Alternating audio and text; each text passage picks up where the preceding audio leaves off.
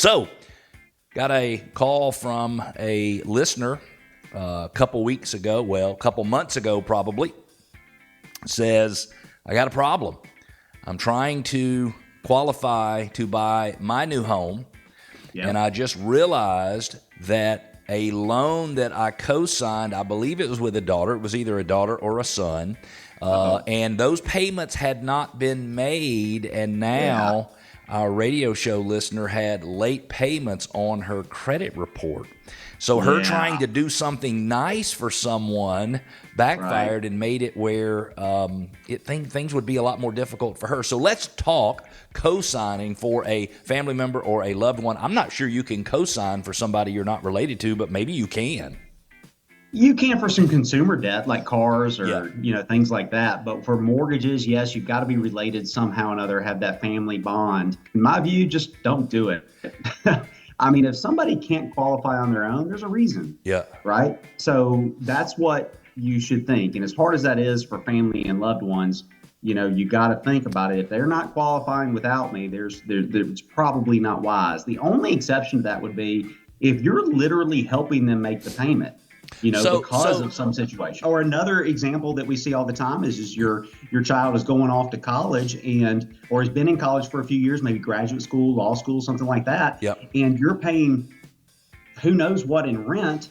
And it could be a really good opportunity to acquire real estate kind of together, almost for investment purposes, and a place for them to live, right? So there are circumstances where it can totally make sense for the right dynamics. But just in general, if cousin Billy comes and says, "Hey, I need somebody to co-sign," what you need to know is that you're just as obligated on that loan as Billy is. Yeah. Like some folks, I think, have the impression that half the loan's his, and I'm only obligated for the other half. Right. Reality is that all parties are 100% responsible to pay the debt back. Yep. Right. And that's a different dynamic that you got to think through. And I think you started the segment by mentioning that, so I've co-signed with somebody and then all of a sudden I want to sell my house and go buy a bigger house. Guess what?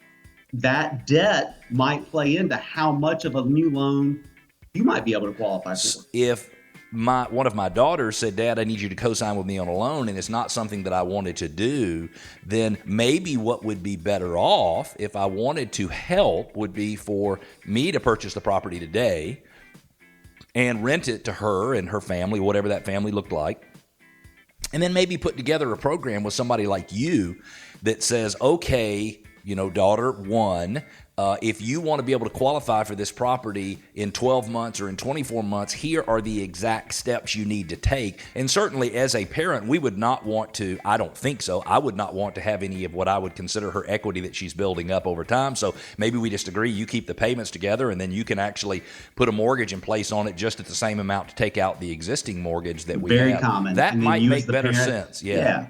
You as the parent can give a gift of equity, which makes it easier for them to qualify because often they'll be walking into equity because they might have, that home has been owned by the family for a few years and probably appreciated in value. So that can make it easier for the kid to qualify. So that's a good example. How about aging parents? Folks our age and their parents are getting older. They need to move down, maybe move into a retirement community where they don't have the maintenance of their home.